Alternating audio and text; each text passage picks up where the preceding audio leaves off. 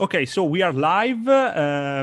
Welcome everybody. I am Giovanni Prescacin, and this is Bocconi TV Live. We are live with the Board of Directors live debate candidate, and we are live together with Tra Leoni and Radio Bocconi.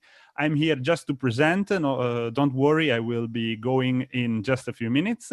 I'm here with Pasquale Incarnato from Bocconi TV, Marta Crisi Giovanni from Radio Bocconi, and Paolo Barone from Tra Leoni. Thank you for joining us today.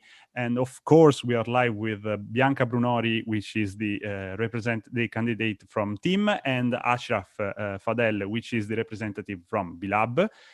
Thank you also to you for accepting our invitation today. Just let me say something. This is the end of the week. This is the last debate we are going to host. I hope it will be fine as all the other went. So please, in the comments, try and be polite with each other. Try and just type the questions you want to ask to the candidates. The moderators know how to behave with all the questions.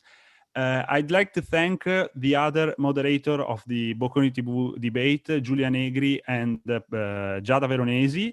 I'd like to thank Livia from the Bocconi TV team, who made all the images that you saw on the Bocconi TV Instagram page. And I'd like to thank Mauro Fragale, who made all the videos that you saw in our feed of Instagram. That's it. Enjoy, have a great debate, and please just be polite. Thank you.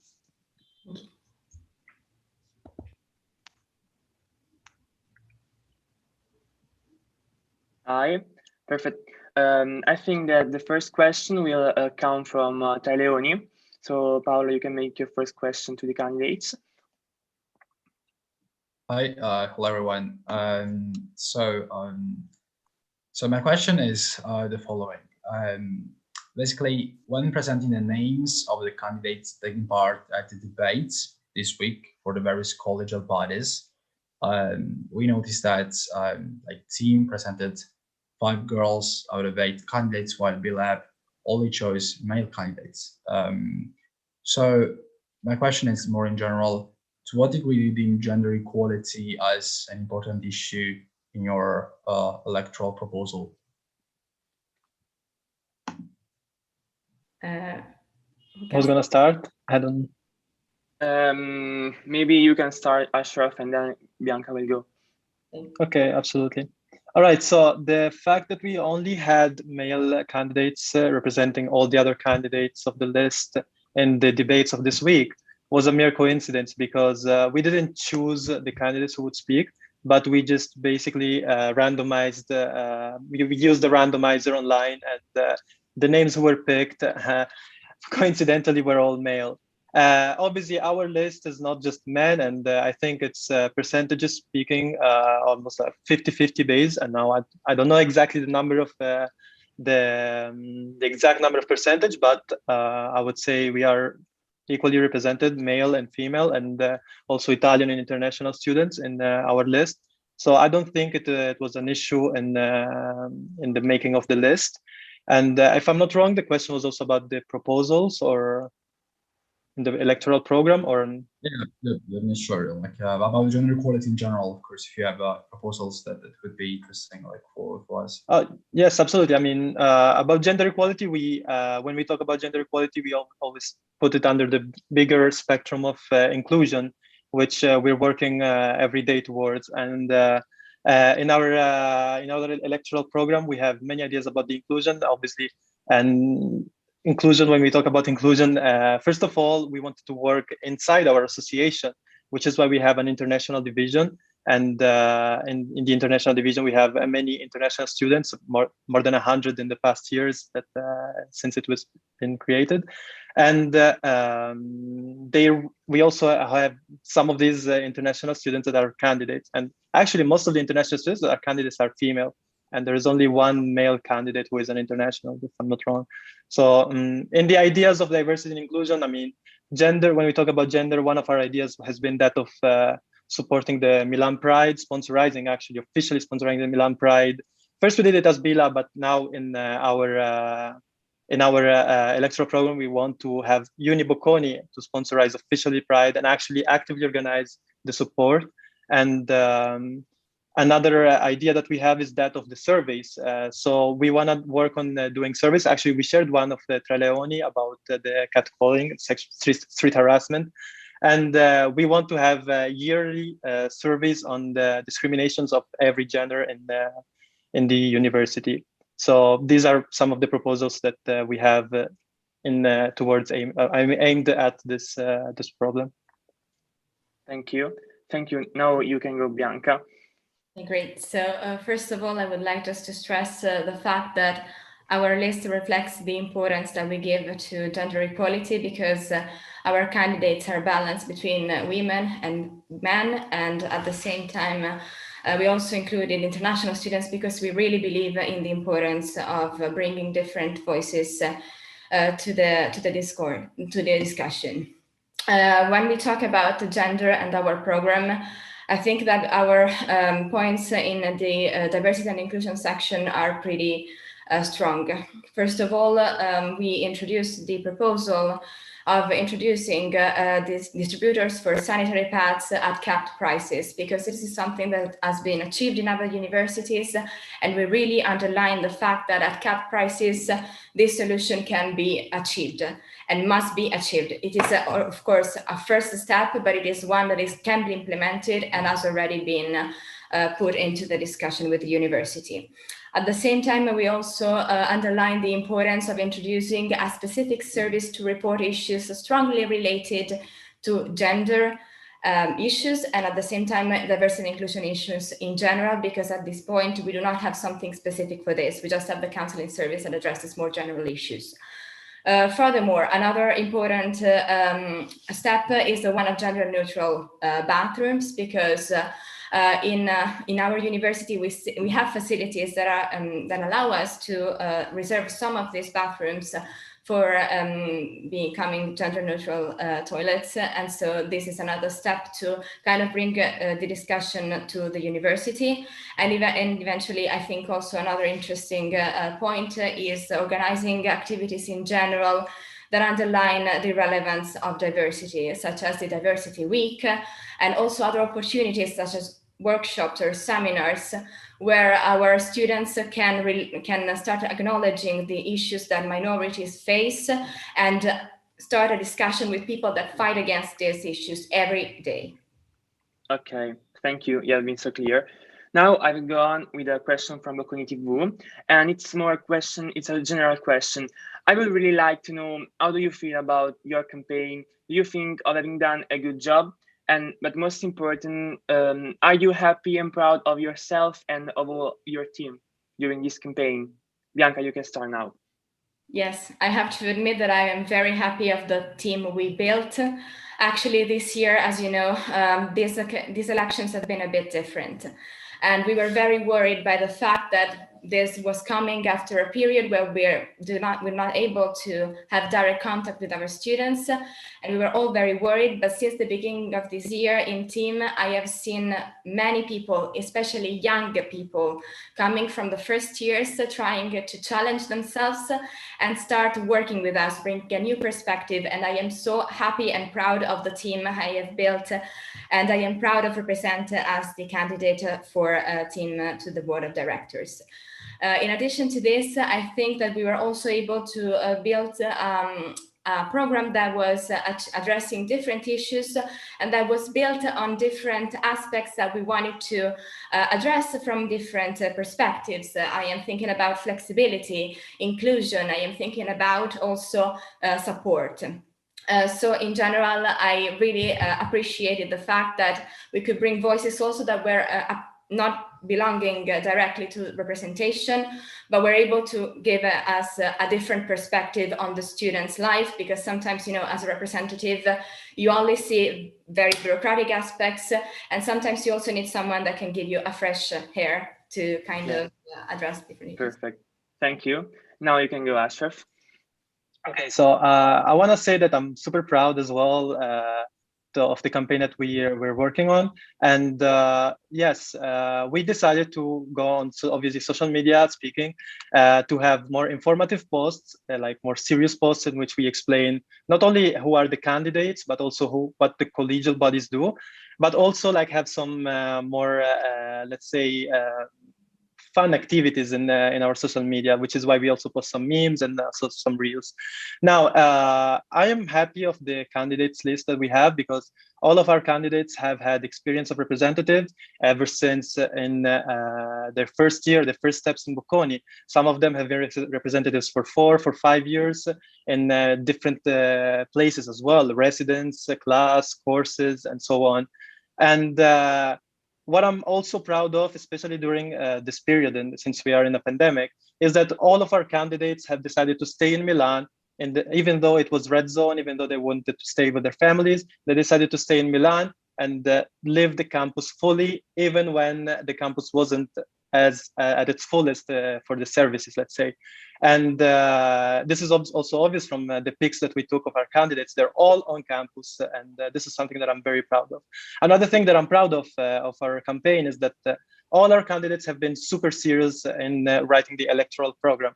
This is why we don't have any proposals that have stuff that has been already decided. We don't have any proposals of stuff that other groups have worked already on. For example, you were mentioning the tampons at cost price. That's something that I personally worked on when I was the president of BLAB, and I proposed it in front of also your presidents, but we will talk about this later. And yes, I don't think I have anything else to do besides the fact that we always wanted to stay serious in the campaign. Thank you. And I will go with a Radio Bocconi's question. So Marta, you can go now. Okay, hello everybody. So my first question inevitably will concern the actual situation. We can say that we are now in a period of transition because we are leaving behind a more acute phase, but we have way far from a full normality. So I would like to know, in this phase, what will be your priorities in order to come back to a normality? No, do I start? Or? Yeah, you can start. Okay. So in our electoral program, we had basically 1.5 pages, 2 pages of COVID-focused proposals. Some of them include, for example, screenings whenever there is, let's say, someone who is positive in the classroom or in the, for example, residence, which is something that Bocconi is already working, but it would be nice to have it more frequent.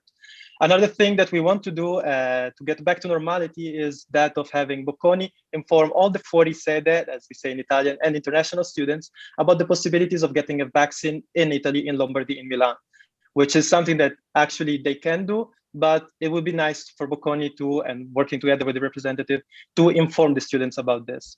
Another thing we want to work on is, for example, on the Respondo software that has been obviously kind of controversial, is that of having a clear procedure on what to do in case of malfunctionings. For example, let's say there is a Wi-Fi connection problem or something similar.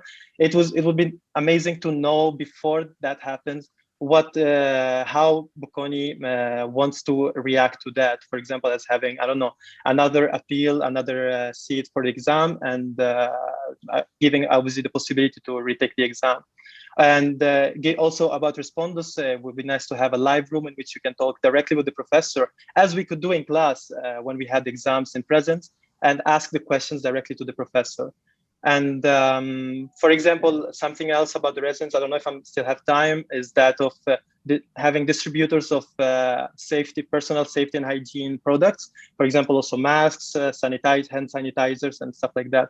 And most importantly, something that I really care about is the scholarships due to the COVID. Thank you. Bianca, is there something that you want to point out about what Ashraf said or something like that? Or starting with your proposals? Yeah. Yes, actually, if I can, relating to the previous question. Yeah, you can. I mean, I remember this. I remember that you proposed distributors for sanitary pads, but for free.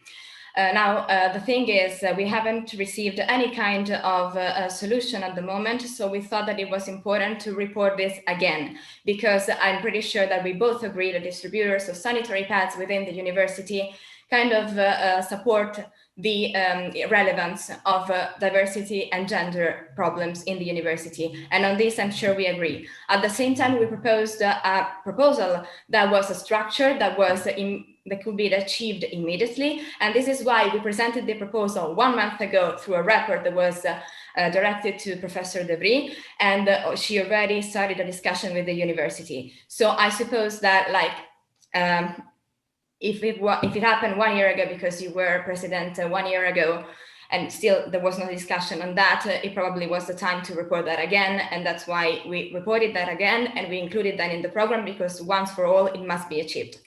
Now, I don't know if I can go back to the other question. I don't know, guys. Am I allowed to answer? Or... Yeah. You can answer. Yeah, you can. Okay, answer. Thank you. So let's say 1 month and a half ago, 2 months ago, we got in contact again with Sinatra, who is the responsible of infrastructure and logistics, and also the COVID emergency responsible for Bocconi. And since we emailed him again, because the first proposal that I did, together with Ludovica Arconte, who was president of PLAB together with me, was in actually October 2019, so almost 1 year and a half ago. And this is why we didn't put it again in the electoral program. Sinatra, we got in touch again with Sinatra, and now there is a distributor of sanitary pads in the -1 floor of Leoni. But we got in touch again because we did not want exactly the sanitary pads distributor to be there. We wanted it to be in the bathroom, which is why Giulia Gargiulo, our current board of directors representative, has been in touch ever since with Sinatra to actually achieve it. So can I intervene? This is all I have to say. Yeah. Because there's a big difference, because I saw that distributor and I was pretty surprised to find the sanitary pads in the university, and I was very happy about that. Then I checked the price. The price is not capped, because capped prices for pads equals to around 0.20 cents, which is what we are suggesting in our program. Because it is one thing to propose a market price, it is another thing to propose distributors at capped price within the bathrooms, which was what we presented to Debris. And in fact, we know that, and we told them again, when we got in touch again with Sinatra. So we are currently working on it before you put it in the electoral program. So before you.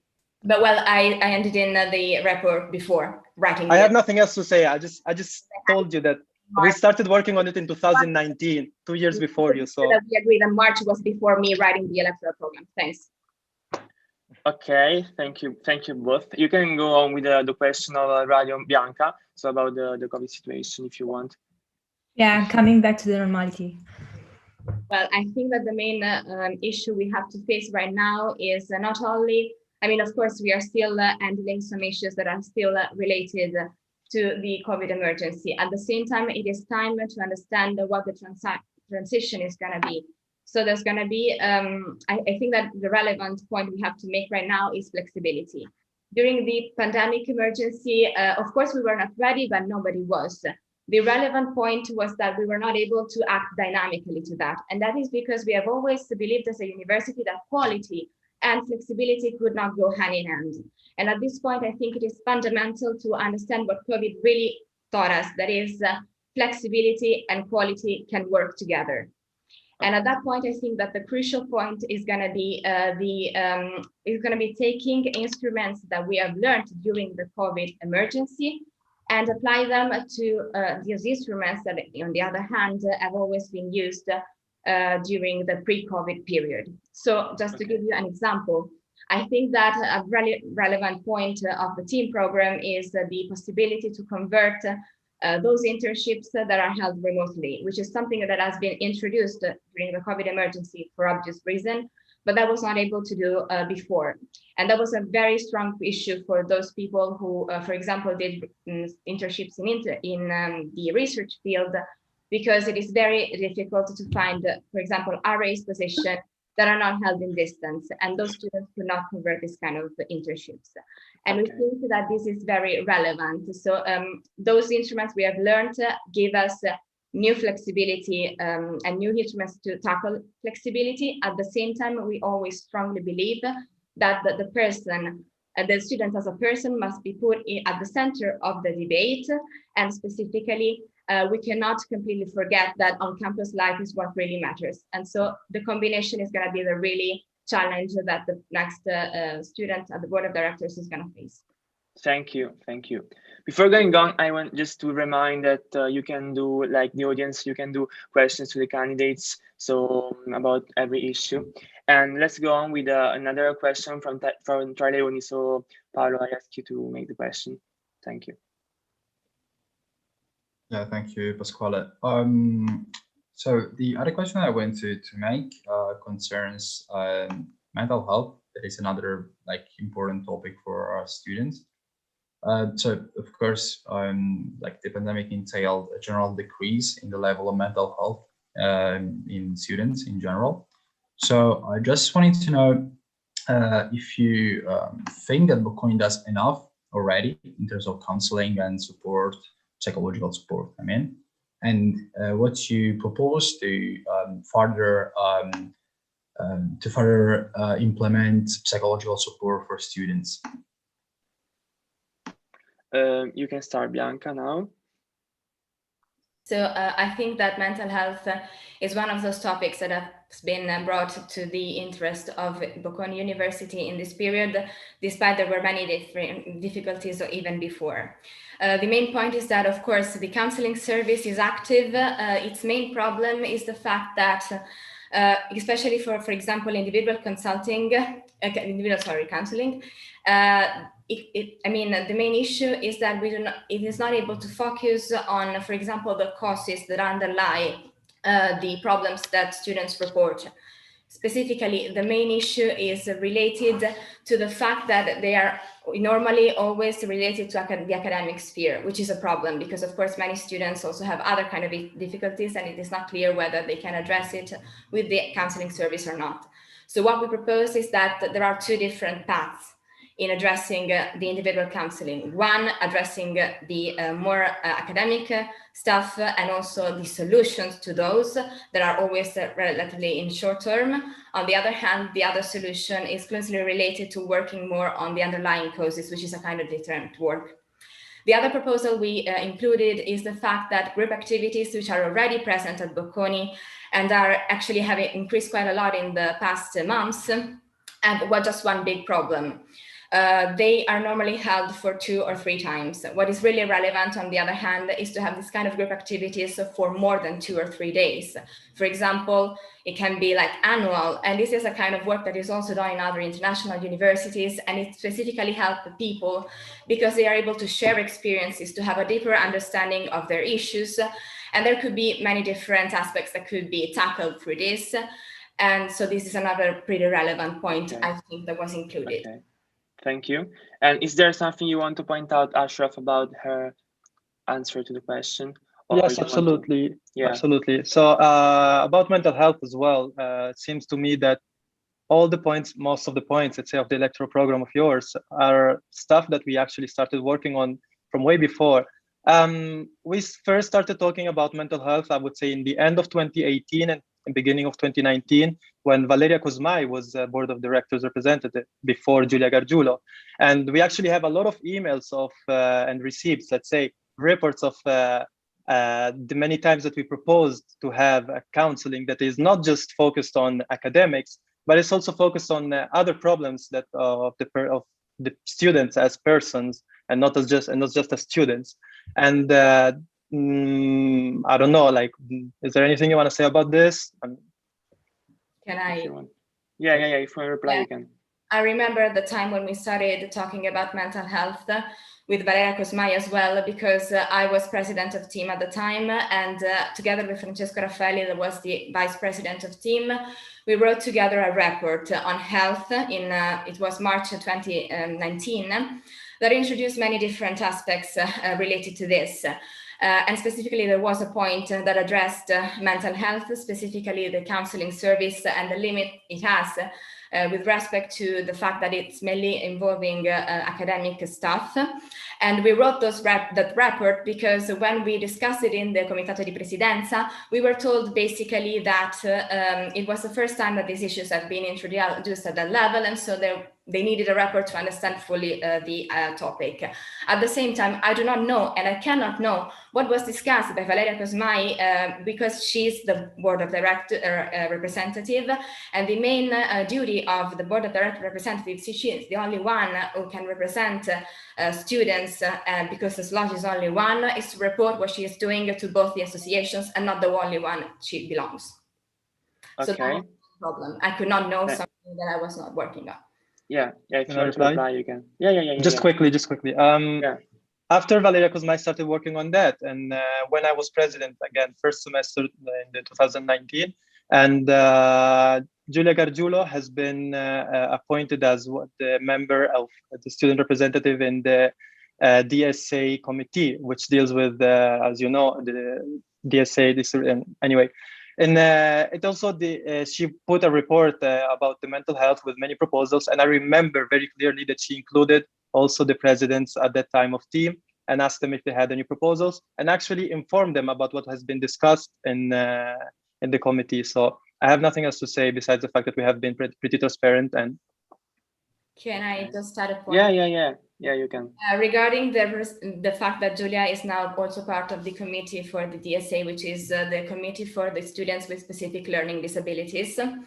I remember very well that point because it was part of our report, and we started a discussion starting from this on we required to have a student representative within that committee, and in the end, discussing together also with you, we decided that the best solution was having the board of directors representative. But again, the introduction of the representative within that kind of committee was a point that was related to the report Francesco and I presented in March 2019, which I am pretty sure you know is before September 2019. I have nothing else to say. Okay, thank you. So now a question from myself. So what does your association mean in a very broad sense to the university? Is it more than simply an electoral list? Do you consider it a place where people in need can find something? Now you can start, Ashraf. Okay. So BLAB has been active in the university for 20 years and has been having the majority of the seats in the representative collegial bodies, and the seat at the board of directors ever since 2011. And ever since that, ever since I arrived personally in Bocconi, I've seen BLAB as very constant and very present in the everyday life of the students. Whenever there was something that students needed, whether it was, I don't know, a handout to help for the exams, or a help for information about exchange application, master's application, BLAB was always there. And BLAB was always there to help students more than sometimes even the university does. And the work of the representatives in BLAB has been very talked during the years. And personally, I've seen my colleagues, representatives, work in helping students who had problems with scholarships. And that's one of the things that makes me the most proud of being in BLAB, because we are very close to all the students who have a financial aid. And whether it is in ISU, Una Scelta Possibile, the Esonero Parziale for Italians, or Merit Awards, or so on.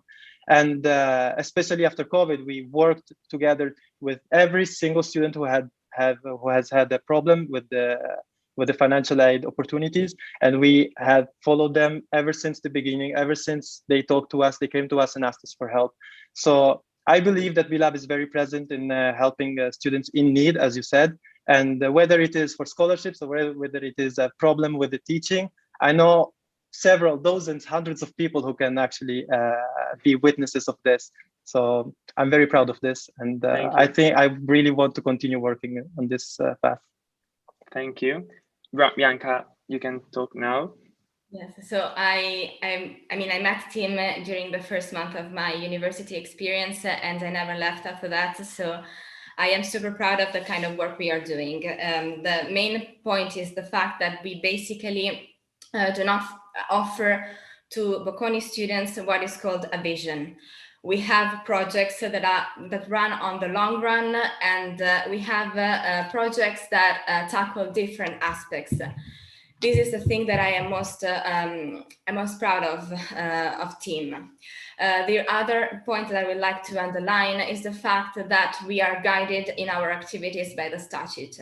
That is the document that collects all the principles around which the people who founded team gathered around, and that still guide us each and every day. And these principles are, for example, freedom, participation, democracy, and equality. And I would like to stress equality for real, because in our association, as soon as you enter, even though you are a person from the first year or the fourth year, what we offer is always the possibility to discuss those ideas that we value as positive and as possible to be carried out.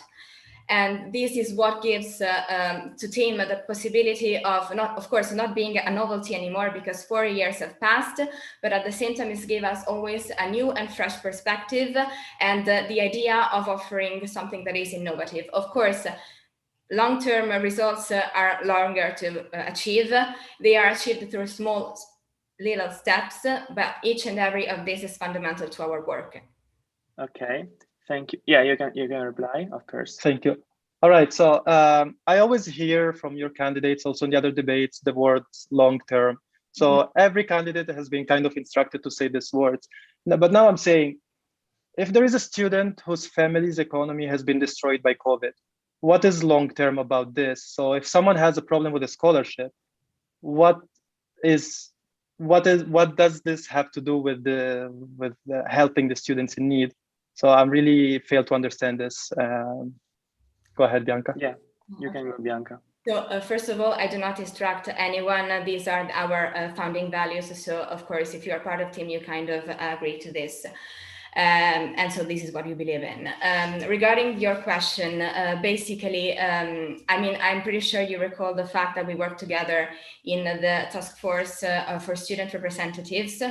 And I was one of the ones that also discussed the possibility to have some, when we were discussing about the reduction in the fees for students, I reported the fact that it was important not maybe to address the issues of those students who were facing problems at the time. And of course, that was a time to work on the short run because we were facing an emergency, and it is fundamental. At the same time, this does not mean working on long run, doesn't mean that I am not perceiving the problems of those students who are facing difficulties. For example, in our program, we included the fact that when you move from one free fee relief target to another one that is higher, you need to have the possibility to postpone your payment, because otherwise you're not going to be able to pay if you have this kind of disruption. And this is something I would really underline. Working on the long run does not mean not caring about problems in the short time, but it is a matter of understanding how this short time problem can be achieved in a vision that is a bit different. Thank you. There are a couple of questions from the audience. I would start with the question that is saying, while Bocconi is becoming more diverse, it is lagging in terms of inclusivity. What will you do to make campus life more inclusive for students of color and of minority religions who receive hateful comments from peers and sometimes others in the Bocconi community? You can start, Bianca, now. Yes, I mean, I'm sorry, but I will be repeating myself, but I really want to stress the point of this point of my program. This is the main issue that we would like to achieve first by offering those students the possibility to report this issue, because we live in a cultural context where it is a bit difficult to address the entity, to acknowledge the entity of these problems, and the university must understand the relevance of these matters. And so creating basically a service where to report this kind of problems can give the university, first of all, the possibility to give numbers, to have numbers in terms of the entity of the problem, and so try to structure wider solutions. This is the main point that I think it should be relevant online. At the also kind of raising awareness with events should be very relevant. Thank you. Ashraf, if you have to say something about it, you can. Thank you. All right, so the points of diversity and inclusions are very important. And as you can read my name, it's not fully Western, so it is something that I really care about. And again, as I said before, one of our proposals is that of having yearly surveys and to talk about to actually report discriminations that might have happened on campus. And another thing that I want to stress, let's say, is that of working towards the inclusion of the international students and also, like, most importantly, the minorities, by having some points of references in university that can help with any singular procedure that they might have, whether it is a bureaucratic procedure, medical procedure, or let's say, for example, also for the scholarships documents. As you know, Bocconi sometimes asks for documents that don't exist in other countries and that can make the life of a student in another country better in Bocconi, and any other problems that they can have with their sanity, their personal sanity. And obviously, it's not something that we can solve from one day to the other, but it is obviously time to start talking about this and start working towards making Bocconi more inclusive for the minorities students and international students overall. Okay, thank you. There is another question, in my opinion, very interesting.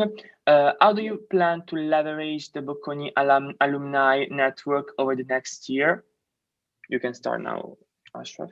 Okay, how to leverage alumni network. So in my opinion, there are already some services that not many people know about. For example, there is some sort of mentoring program that I heard about, and the seats are very limited. So one thing we want to work on is expanding the seats, so giving more possibilities to more students to have a mentor who is an alumni of Bocconi. And another thing that would be actually ideal is that of doing events that could put this in touch the students of the past years with the community of the last years of university with the community of the alumni. As we all know, there is a Bocconi alumni community that already donate for and fund scholarships, and obviously there isn't a limit to that. And again, working on the services that actually already Bocconi has with the Bocconi alumni community that also has representatives in their boards, and planning events together with the students and the alumni. Thank you. Bianca, do you have something to say about this point? Yes, honestly, I would like again to stress the relevance of the mentoring program that is at the graduate level. The only problem, again, as we also stressed in our electoral program, is the fact that there are only like 30 seats available for this. And I think that a relevant point would be, first of all, increasing the number of seats, and second of all, also addressing more diverse sectors, and also trying to better match the students with the previous alumni. These not only in terms of the sector they do, but also, like, for example, according to the experiences they live. For example, I am a woman. I would be very happy to see another woman as a mentor, because of course the challenges that you are facing in this kind of sectors are different in terms of being a man or a woman or belonging to another minority. Okay, thank you. Another question is about internationality. So what is your plan to have more international reps at the eye level? You can start, Bianca, now. Yes, first of all, I'm very, very happy that this year we managed to have 2 international candidates in our the school bodies. I mean, candidates to the school bodies, of course. And I think it is very relevant, because what I have seen in working with them at the class and then also the course level in my previous experience during BES was the fact that they really give a different perspective in terms not only of handling the teaching methods, but specifically to the approach we need to have. Mental health, diversity, these are all issues that we included in our program by talking specifically to our international candidates, because most of them have had different experiences, have done high school or, for example, university abroad, and they were really, really helpful in trying to have a different perspective on these issues, and to also give us the possibility to introduce a kind of different cultural approach, which is what we would like also to introduce in Bocconi. Okay, thank you. And Ashraf? All right, so as I mentioned before, internationality in B-Lab is a very serious topic. We have an international area, and most importantly, we have also 6 international candidates, which is 3 times the number of candidates of the other list who are international students. And working towards internationality has started ever since I was in my first year in Bocconi. And I remember 2 years ago, we only had 1 international candidate, and now we have 6. This is a path that we want to work on. In the next 2 elections that will be in 2 years, I hope there's going to be even more representatives, candidates for the collegial bodies. But this doesn't mean that we don't have enough international representatives in our group. For example, there are many other international representatives who are not candidates, but they are already course representatives, class representatives, and sometimes even residence representatives. But for some unfortunate events, they could not continue their careers as representatives of the residences. But yeah, it is a serious topic, and Bilal, ever since I joined, has been very active on this topic, and I'm very proud of that. Thank you. I would go on with Marta for Marta's question. So you can go. Yes, so since you have talked about your association and your work, now we are talking about your programs. I would like to ask you now to identify a weak point of your past program and how you have improved it in your new program, and identify also a weak point of your competitor and how you have improved it in your own program. I start? Or? Yeah, you can start. Okay. Let's say compared to the program of 2 years ago, I am very happy of the improvements we did on the scholarship, so ESU program. 2 years ago, there was a bit more, let's say, there were a bit more ideas that weren't born from actually an actual awareness on the issue that this program can have in this university. And I'm happy in general on the more attention that we gave to giving opportunities to all the students, and obviously this would lead to equality in having a career in the university as a student. And the other question was, I'm sorry, what's the weak point in the? Yeah, if you can identify a weak point of the program, and if you have managed to improve it or to manage it better. But I'm sorry, in the other list programs, right? No, sorry, actually. Because that's what I understood from, I'm sorry. Yeah, if you have one in the past program, you can say as well. No, in general, in the past program, that's what in general, this ESU program. I guess Marta means like a weak point in the other person's program, the other candidate's in the program. other, okay, so that's what okay. Yeah. So yeah, about the other list program, I would say there is very little attention given to the what's going on actually on the university. So since I mentioned our ESU program, I want to mention their ESU program, because there are ideas, proposals in their program that is basically stuff that has been already decided by the ESU committee 1 year ago, actually more than 1 year ago, one year and a month ago. And I'm talking about points 4.6 and points 4.7 of your electoral program of ESU. And obviously, besides this, I don't see how, for example, I saw in your department's program that there is stuff about funding and the fees relief target, something like that. But I don't know why that belongs to the department council and why the CASA committee belongs to the CASA. So everything related to the associations belongs to the ESU program. So I mean, actually, ever since I read that, I started like getting informed about this.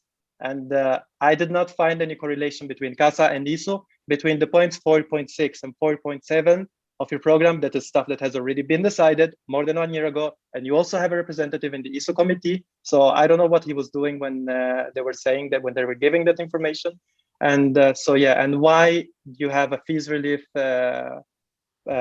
proposal in the department program. So this makes me feel like you don't really give much attention to ESU scholarships and in general to creating an equal opportunities for all the students.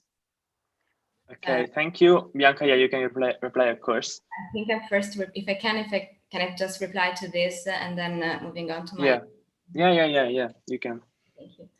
So first of all, regarding point 4.6 and 4.7, I would like, on behalf of team, to apologize, because it is true, I double checked and there is a mistake in the electoral program. And I mean, this kind of sheds a light on the issues of communication between representatives and the services they are referring to, but at the same time, I think we could move on to the point of the departments. If you read carefully the program, of course, the point is not about the fee, because it is under the teaching program. The main issue at that level is the fact that if you do not pay the fee, then you are not able to take exams in the following session. Therefore, this becomes a problem of teaching. And this is why we propose that basically we give these students, so those students that move from one fee relief target to another one, the possibility to take exam in the following sessions if they are not able to pay, and then the mark is going, the grade is just going to be frozen until the person is able to pay. So we kind of, I think we put a huge stress on the problems of people that change suddenly their situation. Regarding the CASA committee, I mean, we, of course, you know that our candidates write the program, which means that basically we need to have someone that takes care of the associations. As you recall, 2 years ago, the representative in the ISU committee was also the representative in the CASA committee, and then it was we basically decided that since they were different aspects, it was better to just give this role by nominating a person belonging to the same association. So this is why we still discuss the program related to the associations with the candidates of the ISU. If you look at our program, they are 3 separate aspects. So we have associations, fees, and dorms. So it is just a matter of mere form. And so I think that if it is the worst you can say, it is, it means that basically we did a good job. So I don't know if I can continue or... if you want to reply, you can reply about this point, and then you continue with the other points. Okay, so the fact that the CASA committee representative was also the ISU representative was also just a coincidence. I am a class representative and I'm also residence representative. Does this mean that my class problems fall under the residence program? I don't think so. Point 1. Point 2, when you said that there was a miscommunication between Bocconi and the representative, why did the B-Lab representatives know about that change and not the team representative know about this? And third of all, since you put it under the departments, which department of the 8 is going to deal with it? Because as you know, there are 8 departments: juridical studies, management studies. I think that you meant to put it maybe under the schools program or under the CDD, so the faculty council program. And it seems to me that, so which department representative is going to work towards making the fees relief target proposal that you have? So these 3 things. Okay. Okay. So first of all, again, regarding the, I mean, I hope we agree on the fact that we hope that the communication is official and equal for everybody and for all the, of course, the representatives, and not just communicating in private. Moving on to the other things, again, I really appreciate the fact that you're still relating to a problem that is a formality, because if you look at our program, again, these are 3 points that are separate. And in terms of departments, I hope that it's clear that the fact, since all our candidates are running for departments in general, and then the departments will be assigned, the main issue of departments is coordinating the activity of the 3 schools, which means that we tackle problems for everybody related to teaching. And this is why that point is in that part, because whoever is going to be department representative for team, all of them are going to work together also with the representatives in the schools on this point. But it is basically because the teaching program is written by candidates to the departments that tackle teaching in general. This is the reason why our program is like this. Okay. Well, just one thing, can I? It wasn't communicated privately, the change in for the scholarships that we were talking about. It was communicated in the council. So it's Yes, the council with all the representatives, so yes, it wasn't private. That it was that's it. That's all I have to say. Representatives had to go offline because they were not allowed into the meeting, but that's fine. Yeah, but they have been communicated. They communicated to all of them what, and you already know it, so you can just go to the office and ask them. Okay, thank you. I will make you another question from the audience. Someone is saying inclusivity is not just about representation. How will you endeavor to uphold the behavior standards of individuals across the university? I am speaking about behaviors of professors, administrators, as well as our peers. I am asking for actionable agenda items apart from awareness. If you want, you can start. Okay, start, Bianca. Sorry, could you repeat the question because I missed the first part? Yeah, he's just saying that inclusivity is not just about representation. How will you endeavor to uphold the behavior standards of individuals across university? So about professor, administrators, and peers' behaviors. I think that honestly, this is the question that, I mean, after awareness, there must come some actual action, of course. And I think that the main point is gonna try to improve and introduce stronger rules in the honor code related to this kind of issues. Since the honor code applies both to professors and to students, I think this is the best solution that we are gonna have. Of course, to achieve that, we need to start by raising awareness, facing short-run period problems, because as you can see, Ashraf, we also tackle this. And I think these are going to be the first steps to then make evidence to the university that this problem occur, and then introduce that into the honor code. Okay, thank you. And Ashraf, you can answer as well. Okay, so first of all the students, as we know, have a Garante degli Studenti, and you can always go to the Garante degli Studenti to report any misbehaviors of students, professors, and not only that. Our honor code in Bocconi actually protects from discrimination as well, but obviously sometimes it cannot be proven, and that's obviously an issue. So one of the ideas that we can have towards, as the question, if I'm not wrong, was also about discriminatory behaviors, would be that of having feedbacks. So having like certain sections in the surveys that we usually give in the questionnaires that they have ask us every at the end of every semester for about the professors, and actually focus on discrimination, like 2 or 3 questions. That is an idea that could actually raise awareness to Bocconi directly and actually know which professors are having some inappropriate behaviors.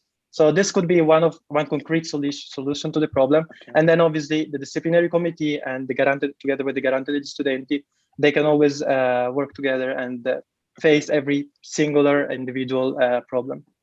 Okay, one last question that is about team. Someone is asking, why have you published your programs so late, basically? Because we wanted to take some time to revise them. And again, you would laugh, of course, because there was a mistake. And again, I apologize for that. But we tried to take the time to understand what we really wanted to include, because when you write a program, you need to make compromises. And we wanted to be sure that the priorities we set within our program was the right one. Okay, thank you. I'd say we can stop here. If you want, you can make a question to the other candidate about whatever you want.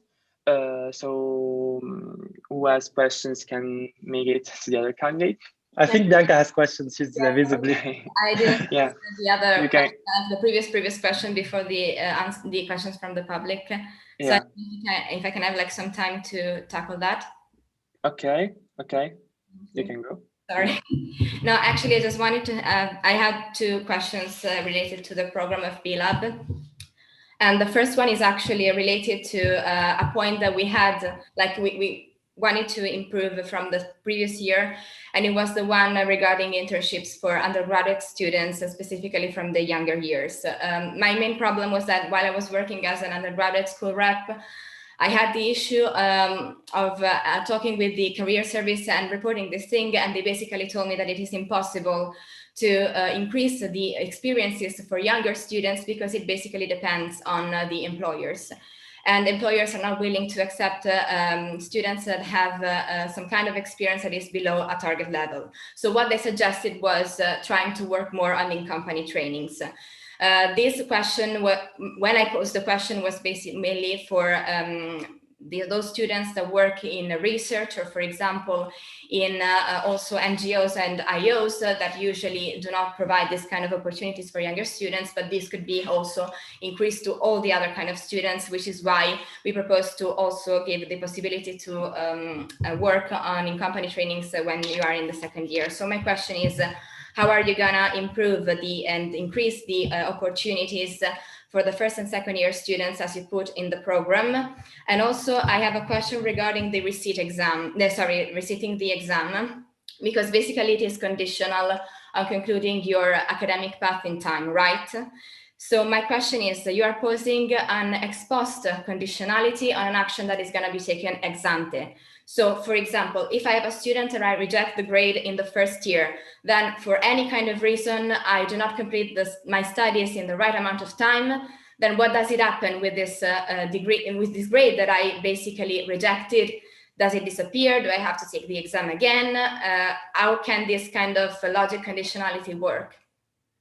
Okay, thank you. You can answer, of course. Okay, so I'll answer first the first question. And so Bocconi always compares itself to the top unis who are abroad. And most of the students, when you talk with business students, law a bit less, but mostly business students abroad, majority of them manages to get an internship at the end of the first year or at the end of the second year. Obviously, JobGate and the portal that we use in USB has mostly opportunities from Italian companies. So what about putting also international companies in JobGate who have opportunities for the first and the second years? That could be, for example, an idea to work on and to actually give and increase the opportunities for first and second year students. And then what, sorry, I don't remember now the other thing that you mentioned about the internships. No, that was the question. Okay, that was it. Okay, so the solution is in company trainings for first and second years, specifically for second year students. Why? Okay. Leaving out those students who work in specific areas, but that's the only point. The other one was okay. No, I mean, why having company trainings when you can have a full internship, just like our colleagues and top unis have? Anyway, so about the receipt, actually, so let's make examples actually so you can understand. Let's say it is the round of exams in September of the third year and you take 18. Let's say it is a bad grade, you have a 29 GPA, so that, let's say, lowers the GPA. You cannot take the exam in January because you're gonna go for ricorso. So if it is, for example, the July round of exams of the first year and you only have 24 credits, you cannot do it. Because obviously, if you don't, if you use the receipt and you already have 24 credits, you're gonna go for ricorso. So the condition obviously is that of remaining in corso. So the possibility to the student is given when they can actually renounce to that grade without going towards, for example, whether it is time limits or credit requirement limits at the end of the first year. Can I pose another question? Sorry. Because yeah, if you last question. If you have it's still not clear to me, because my point is, okay, I am in the third year, okay, and I do not manage to get my graduation in December, so I end up being fuori corso because March is fuori corso. Yes. But the problem is that I rejected the grade in the first year. So with that, I mean, at that time I was not fuori corso. Now I am fuori corso. So what does it really mean? I mean, it is happening after I rejected the grade, but then it was not in the year I rejected the grade. So I don't know if you understand my perplexity about this. Since the condition is that of remaining in corso student, if you reject a grade and you risk going for the corso, you basically get back the grade that you rejected because you knew already as a student that the condition was to remain in corso. So this is just a technicality, and the opportunity we believe that can help. Yeah, exactly. I mean, you know, in the first year when you reject the grade, you know that the condition of rejecting that grade is not going for ricorso. If at the end of the third year you go for ricorso, you gotta get the grade back. And obviously, you knew about the conditions, and that's how it works. So this is just a technicality. Again, I believe that this proposal can help many students towards getting their master's application or their exchange destination that they wanted, or in general, increase their GPA for having a better degree grade. But again, I agree, because this is why it is also in our program, but it is without that you publish 3 days after hours again. But it is very, I would be very stupid politically if I copied your program, honestly, because it is not the right idea to, I mean, yeah, no, absolutely. Not that much space to debate, you know. This is how it works in politics. This is how it works in politics. So we're doing student representation, though. We're not doing politics. Politics is taking care of the public good. So technically you're doing politics. I'm not a politician, I'm a student representative. If you have some other question, Ashraf, to Bianca, if you want, or we finish here. We stop. I don't think I have anything to say, honestly. Everything that I had to say, I already said it. I would really have liked to have a better discussion about the programs, because having points that there is stuff already decided from Bocconi, again, it shows little to no attention to the ideas and to the interests of the students. That's all I have to say. It's just a consideration of mine. Obviously, I'm biased. We already know this, but that's it. I don't have anything to say anymore. Okay, thank you. I think we can stop here. I really thank you all. Ashraf Fadel from ELAB, Bianca Brunori from TEAM, and Marta and Paolo from Radio Bocconi and Traleoni, for being here and for participating in this meeting, in this debate. And I really wish you good luck for the elections that I remind will be on the 21st and 22nd of April next week. And so bye to everyone, and also thanks to everyone that has followed the debate, and thank you again. Bye. Thank you very much to Traleoni, Bocconi TV, and Radio Bocconi for the opportunity. And if students who are following have any other questions, you can find our social media profiles and numbers. Thank you very much for having us here, especially in a moment where it was difficult to discuss our ideas in other ways. Thank you very much. Thank you. Bye you all. Bye. Have a nice evening. Bye.